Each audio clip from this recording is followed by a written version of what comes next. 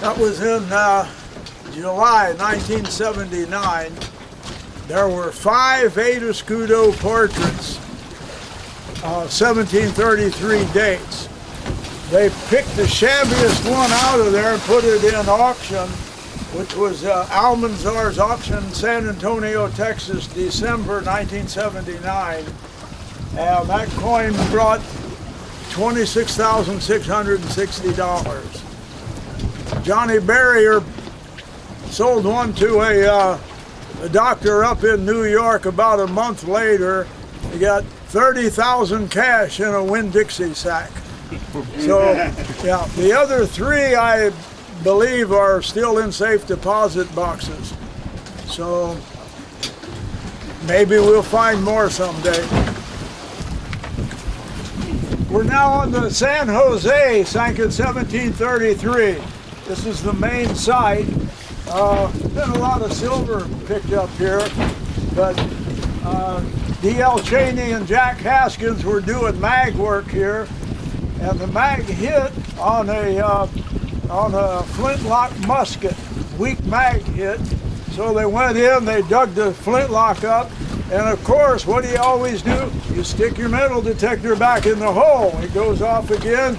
D.L. Cheney goes like this, and then he goes to service and says, Jack, you better get in here and help me pick up these gold coins. And Jack was to the bottom, dressing before D.L. got back down there.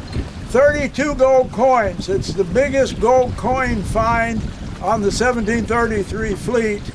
And like I'd mentioned, there were 5 of them were the 8 escudo portraits. That was first milled edge coins. First one, 26,660, and that was the worst one. Second one, 30,000 cash in a sack. Pretty nice. Yeah. If it wasn't for Jack Haskins, being associated with Jack for 32 years, I wouldn't know anything about trade. I learned everything from him. D.L. gave me a good start. D.L. passed away, and then Jack and I were together. A lot of good times. When D.L. brought me on board the old Wasp originally, Jack didn't like me. In fact, he wouldn't even talk to me. He'd get D.L. Cheney aside and he said, don't educate him, you're only training the competition. So that went on for quite a while, but then D.L. Cheney passed away, and I kind of inherited the old Wasp. And I'm getting ready to go up to Fort Pierce for the 1715 fleet, and Jack said, he said, well, Fizz, I don't have no permit on the fleet. I said, you don't need a permit. He said, work with me. And he said, well, what do you want me to do? I said, find gold. Yeah. He said, what do I want you to do? What do you want me to do? You're Jack Haskins. So anyhow, after that, we got along fine until the first division we had with Mel Fisher. Somewhere I have a picture of Jack on my kitchen table. We had 1,200 coins there, and that was division day. So I said to Jack, I said, well, what do you have coming out of this?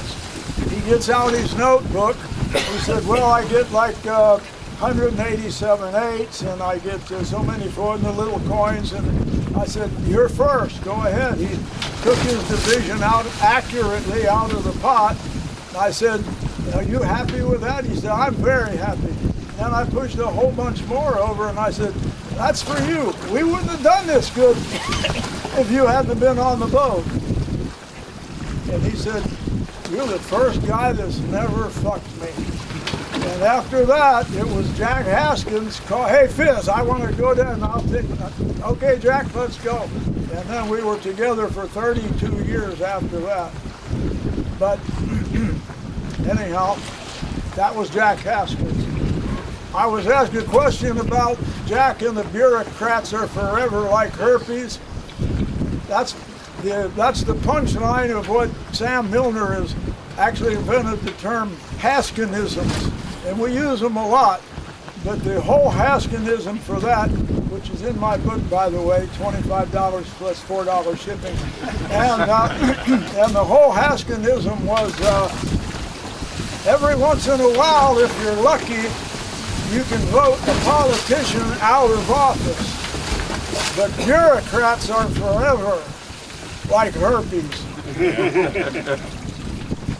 Anybody else want to say anything? I always remember Jack saying that if a fish kept its mouth shut, it would never get caught. If a fish would keep its mouth shut, it would never get caught. And so, you know, Jack was very secretive, as you know, with outsiders. You know, with us that were his friends, he was more than willing to offer information and advice. But, you know, for the outsiders, you know, unless they were going to pay, he was very close-mouthed. That's right. Joey Fulmer had the Lady Sienna dive shop, and we all used to congregate there for some reason. I think it's because she bought beer for all of us. And anyway, you were talking about Jack and DL, and you have anything you want to add to this, Joni? Yeah, I sure do, and I remember that so clearly, even to this day. In 1992, the first winter I was down here in the dive business, and I came from New Jersey where it was always 5 or 6 or 7 foot seas. And nobody told me till after that year was over that that was the worst winter we had in the Keys in probably 15 or 20 years. We never got to go out. We either didn't have business or it was so rough. So, of course, the treasure hunters all came over, and we'd all sit on the floor of the dive shop on the shag carpeting, and they'd tell me treasure diving stories. It was too rough for them to go. And I did buy some beer and maybe a little coffee now and then. So, yeah, I learned a lot and got started out here. And actually, it was Jack who shared, and DL was there too.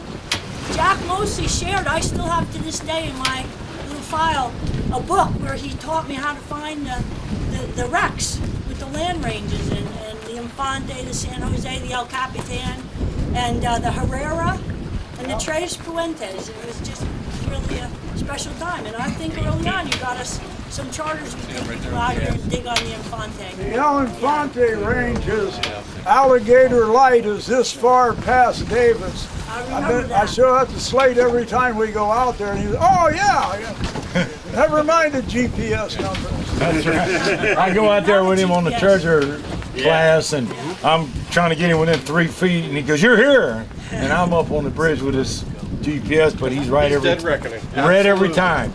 Well, I knew Jack when I came to Keys in the 70s, but I knew all Mel, and he actually taught his son's daughter how to dive. But I met Jack, and over the years we served on the National Marine Sanctuary Planning Council, and I actually sat with him there on that table where they screwed the treasure divers terrible in that whole process.